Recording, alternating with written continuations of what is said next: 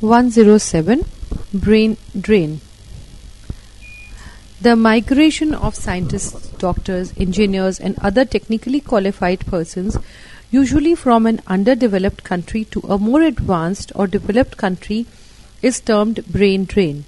India suffers a great loss in the steady outflow of her talents, especially those educated at the taxpayers' money. One of the main reasons of brain drain is the widespread unemployment and underemployment in our country. Scientists, engineers, doctors do not get jobs befitting their qualification and skills. Lack of proper opportunity for research work, funds, guidance, equipments, and above all, prevalence of absurd red tapeism generate acute frustration in them. It is this state of affairs that forces them to go abroad. Better conditions of job and higher standards of living in these countries lure them to stay on there. There are instances when many of them on their return to India were unable to get jobs befitting their qualifications and skill. They were naturally unhappy when they found that neither they could afford to live a decent life with the salary the job fetched them, nor their special skill could be utilized in the best possible manner. They had to fight with outdated equipments, inefficient setup, red tapeism, and neglect. All these are great disincentives of our talented and promising young scholars, and they are forced to leave India again. That is why the Chandrasekhars and Khuranas have opted out to stay abroad. This brain drain is a great national loss. Qualified persons could have done this country more good by working under favorable conditions here. Though we cannot pay them as much as they may get abroad, we can certainly improve the working conditions to their acceptable level. Bureaucratic setup, red tapeism, and neglect should be done away with. Given a congenial atmosphere, many of these scientists may feel like coming back to their motherland. Page number 807. 108. Generation gap. We spend the first half of our life trying to understand the older generation and the second half to understand the younger generation. Every age has its own way of looking at things, and it is these challenges that create the generation gap. There has always been an opposition, implicit and explicit, between the old and young. The old people, having seen much of the life, consider their experience and wisdom as infallible and tend to dictate the young according to their own ideas and notions. They forget that the world as a whole has grown older than what it was in their younger age. Failing to adjust themselves to the rapidly changing world, they find it very difficult to accept anything that does not conform to their perceptions. Every age or generation must be free to act for itself. The dreams, ideologies, values, and aspirations of the young and the old will always differ. The old generation stands for traditional values, social norm, and moral codes of conduct with which the young cannot readily accept. They make their own analysis of good or bad, right or wrong, and clamor for changes in the whole socio-economic setup. They are against anything that suppresses their individuality. They struggle to mold their lives and actions according to their own perceptions, while the old generation discards and denounces them for being rash, thoughtless, and irrational. The conflicting ideologies of the two generations thus cause frustration and tension among the youth, and fury and anxiety among the old. The generation gap thus continues to grow. In keeping with the laws of nature, the old must yield place to the new and allow them to build a world of their dreams in their own way. 109. Changing faces of Kolkata. During the British reign till 1911, Kolkata was the capital of India. It was called the second city of the British Empire, next only to London. Splendid mansions, wide roads, beautiful parks all added to its glamour, and Kolkata was rightly called the city of palaces. Kolkata started losing its glamour ever since the capital was shifted to Delhi in 1911. But still it was one of the most beautiful cities of the country, with good roads and civic amenities, efficient transport system, top-class medical institutions. Civic life in Kolkata was very good, but things started to deteriorate after the partition in 1947. The influx of lakhs of refugees from the erstwhile East Pakistan for years together put stresses on all the existing facilities. The city became crowded and housing became a problem. Unplanned colonies marked by ramshackle structures and narrow lanes started growing in the fringe areas.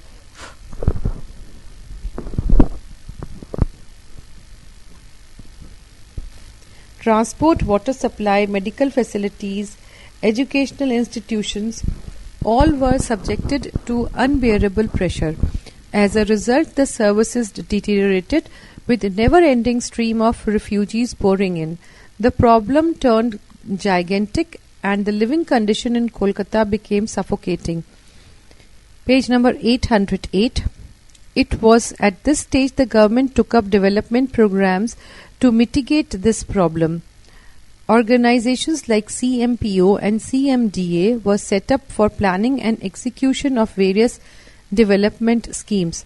This has been a continuous process, and during the last 3 decades, various projects have seen the light of the day.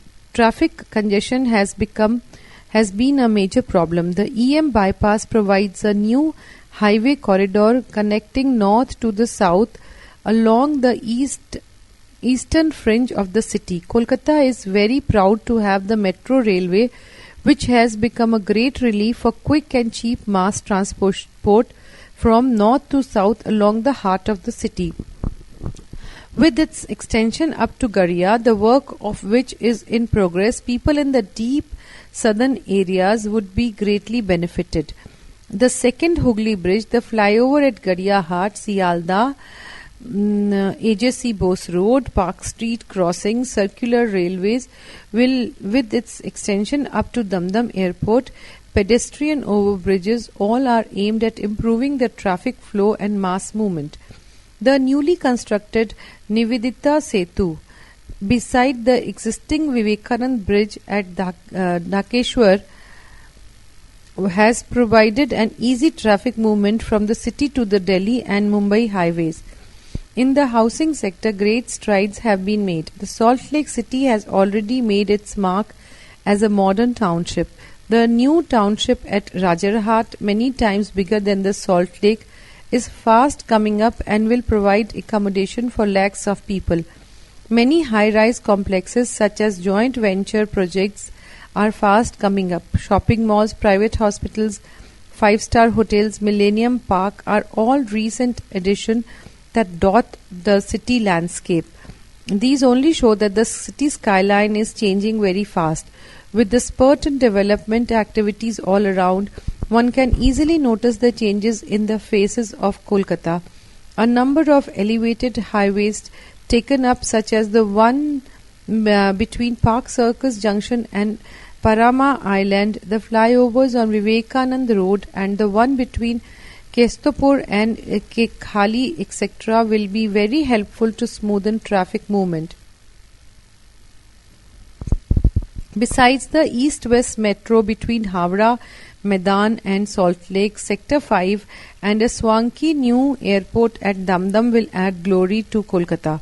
Kolkata is changing, and it is changing very fast, but nothing is enough to meet the requirement. The benefits have not yet percolated to the masses. The poor are still sleeping on the footpaths. A large section of the mass lives without any shelter. More investment are needed to keep the faces of Kolkata changing for improvement in all sections. 110 Tsunami 2004. The term tsunami is a Japanese word meaning harbor wave. It is a natural phenomena consisting of a series of large waves generated when water in a lake or sea is rapidly displaced in a massive scale. Earthquakes, landslides, volcanic eruptions all have the potential to generate a tsunami. Page number 809. Early morning on December 26, 2004, a massive earthquake of 9 on the Richter scale off the coast of Sumatra in the Indian Ocean triggered a series of lethal tsunamis. They struck the shores of Indian Ocean nations like Indonesia, Thailand, Sri Lanka, Malaysia, India, Bangladesh and the Maldives and created unprecedented devastation. Even the far-flung countries like Somalia, Kenya, Tanzania in Eastern Africa were not spared. This is the deadliest tsunami in recorded history and is considered the worst natural calamity the earth has ever witnessed. The tsunami fury left trails of death and destruction all around, killing nearly 3 lakh people and leaving millions homeless and missing. Many people became maimed for life. The death toll was more than 1,70,000 in Indonesia alone, 38,000 in Sri Lanka, and nearly 5,000 in Thailand. Most of the dead were locals, but hundreds of vacationing foreigners also perished, mostly in Phuket, in Thailand. In India, about 19,000 people lost their lives. Chennai, Pondicherry, Nagapattinam in Tamil Nadu, and the Andaman and Nicobar Islands bore the brunt of the attack. In some places, the waves were as high as 50 to 60 feet. In many places, villages were wiped out, boats and vehicles devastated, and 100 airmen were killed. Many parts of the southern tip of Car Nicobar Island went fully underwater. Many coastal areas of Andhra Pradesh and Kerala also suffered a lot. The tsunami presented a picture of gigantic tragedy all around. The nations around the world, awestruck at the death and destruction, rallied to support the victims of this devastating tragedy. Reliefs poured in from different countries and international organizations to save the lives from hunger and disease, and in the long run to rebuild.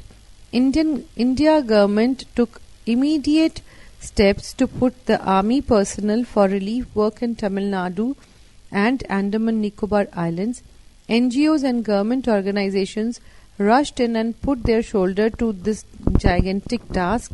The whole nation rose to the occasion and extended their help by contributing generously to the relief fund.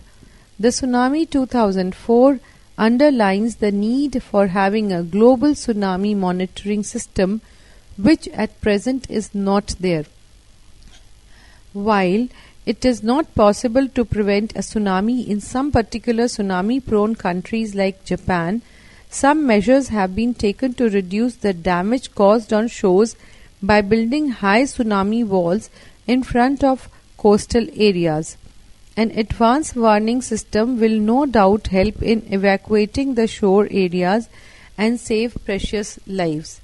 While science has conquered nature in many ways, Tsunami 2004 proves that nature is supreme in its unequal battle. 111. Athens 204 Olympiad.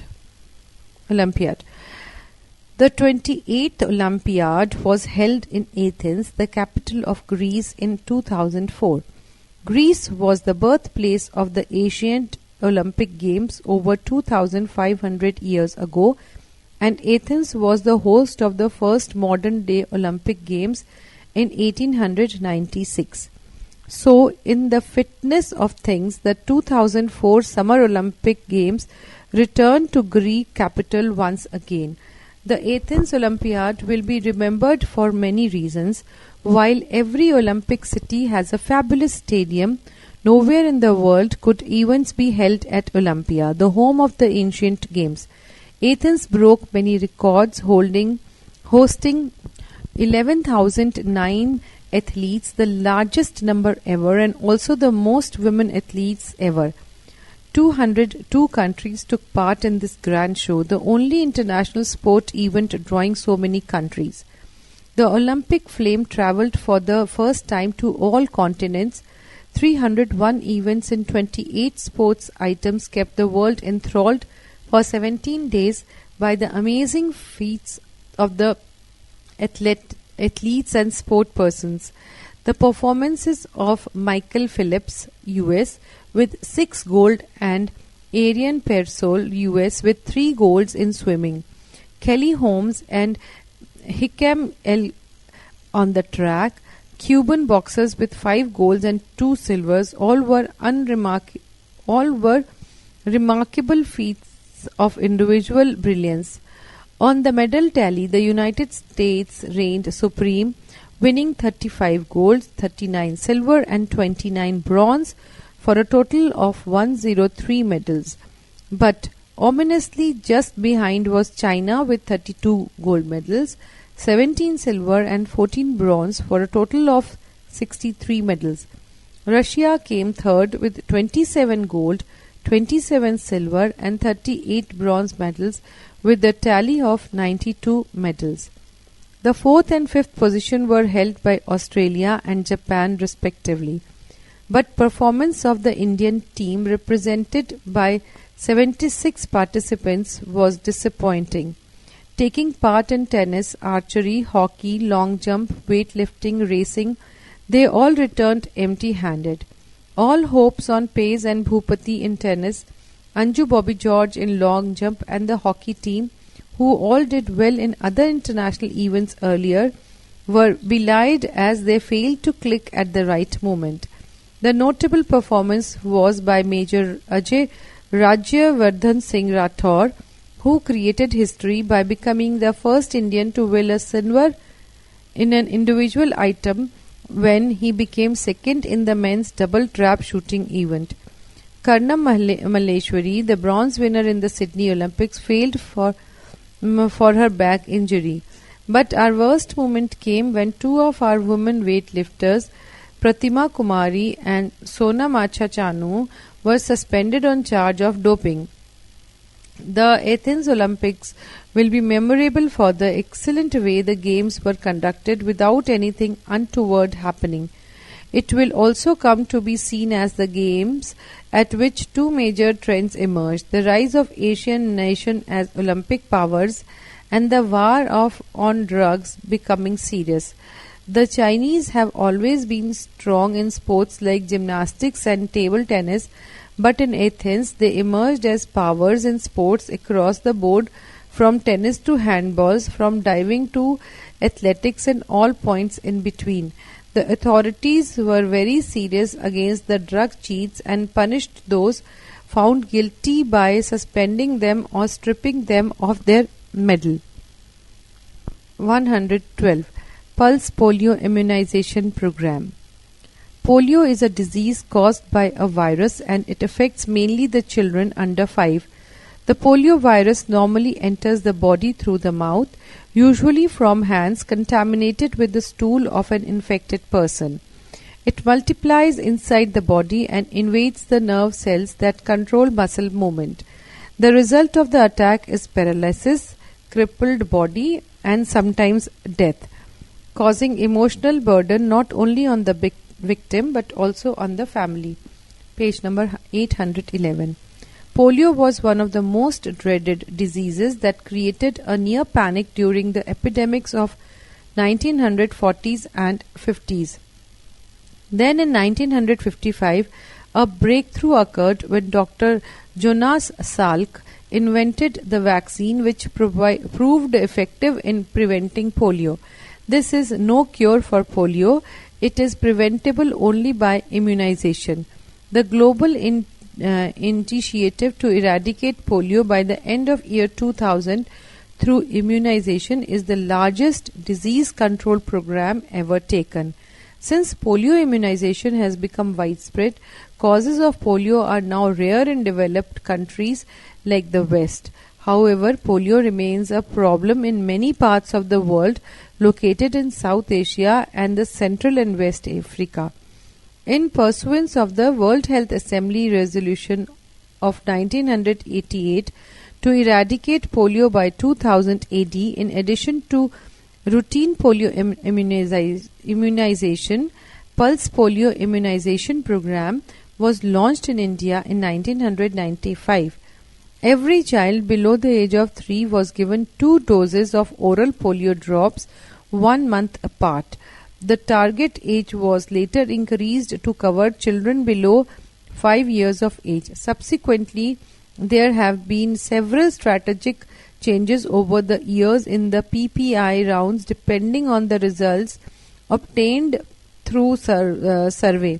The present practice is to conduct 2 national immunization days throughout the country on 2 predetermined days separated by 6 weeks.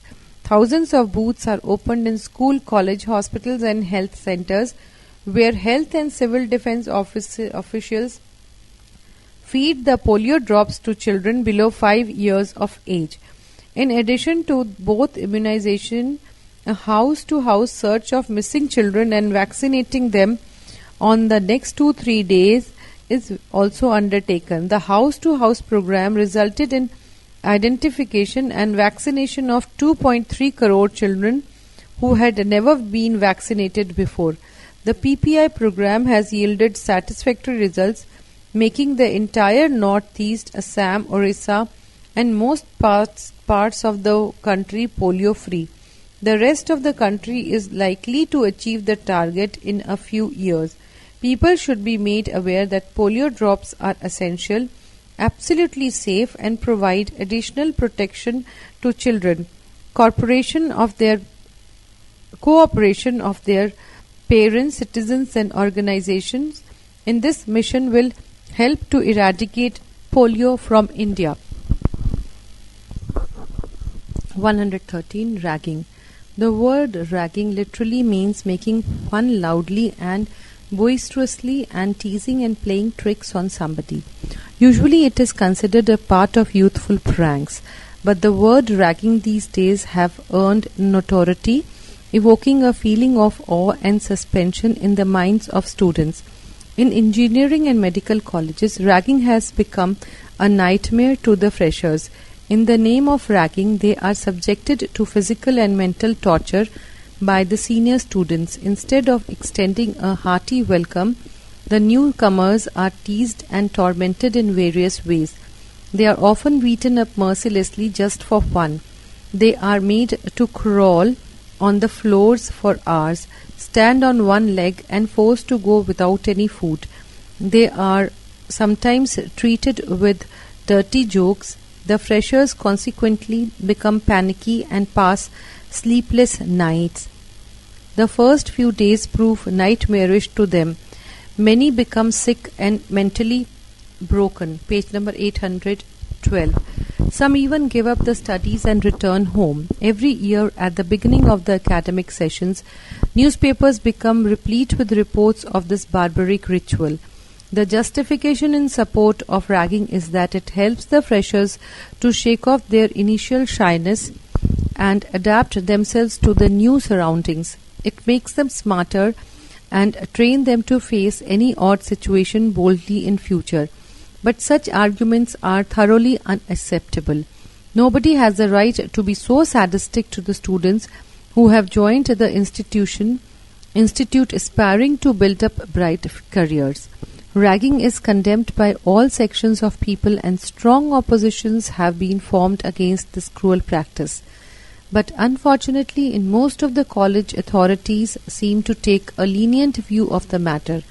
Very recently, however, a few guilty students have been expelled from a certain college. Strong warnings have been issued in some colleges against this practice. In a reputed institute, the freshers are secluded in a particular hostel with elaborate security arrangements to shield them from the onslaught of the seniors. Concrete effort of the college authorities, government administration, and above all, the students themselves are needed to put an end to this inhuman method of welcoming the freshers. 114. Global warming.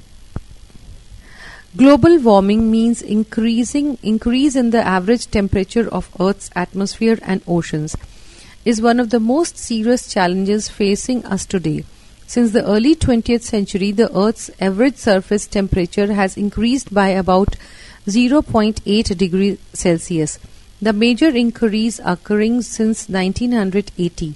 The present trend indicates that the average global surface temperature could rise to a range between 2 degrees Celsius and 6 degrees Celsius by the end of the 21st century. Earth has experienced climatic change in the past without help from humanity, but the current climatic warming is occurring much more rapidly than past warming events.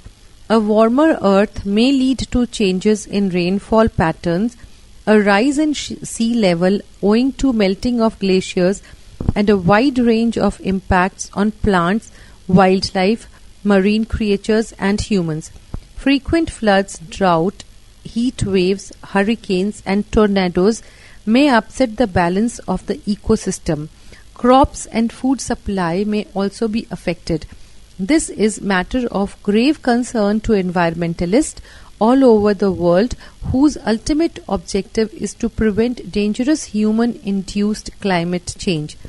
Global warming is caused by a phenomena called as greenhouse effect that is brought about by the accumulation of greenhouse gases like carbon dioxide, methane, and nitrous oxide released in the atmosphere during the burning of fossil fuel like coal, oil, garbage, etc.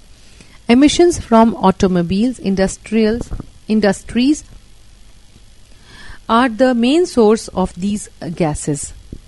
These gases, wrapped around the planet Earth, permit the sun rays in, but stop some of the heat from redirecting back to space. This trapped heat in the Earth atmosphere is the major cause of the global warming. To mitigate this problem, environmental pollution should be prevented at any cost. In keeping with the United Nations Environment Programme, a range of policies designed to reduce greenhouse gas emission are being adopted by many countries to limit the future global warming to below 2 degrees Celsius relative to the pre-industrial level. Planting of trees that absorb carbon dioxide from the air should be encouraged. Besides, alternative sources of energy like solar energy, wind energy, etc. should also be tapped. Page number 813. 115. We live in deeds, not in years. The proverb means that the value of life depends not on the number of years one may live, but on the number of good deeds one may perform. This duty of good deeds is laid on man by the very fact of his being the best creation of God. Indeed, he has been endowed with the choicest blessings of his Creator. Every favor carries with it some responsibility and duty. The favor bestowed on man implies that God desires him to make the best possible use of it, that is, use it for the good of the world. In that way alone can man be true to his Creator and to himself too. He may die young, but if he has done something noble, his death will be deeply mourned by all, and he will be remembered by the world for long years to come. Jesus Christ, Keys, Yelle, Shelley, Vivekanand, Shankaracharya have become immortal, though they all died very young. If, on the other hand, a man uses his gifts for self-interest only, there would be no difference between him and a beast. His life will be quite in vain, however long it may be, and he will die unwept, unhonored, and unsung. Good deeds may sometimes involve risks even of life, but a brave man is not afraid of this. He knows that death is the inevitable lot of all, and this death comes only once in life. So he considers it better to die in honor for a noble cause than to live ignoble life like a coward. Khudi Ram of Bengal has become immortal by courting death when still in his teens in India's struggle for freedom. So the main object of every life should be not merely to live in years, but to fill it, however short, with good and noble deeds to the best of one's powers and ability.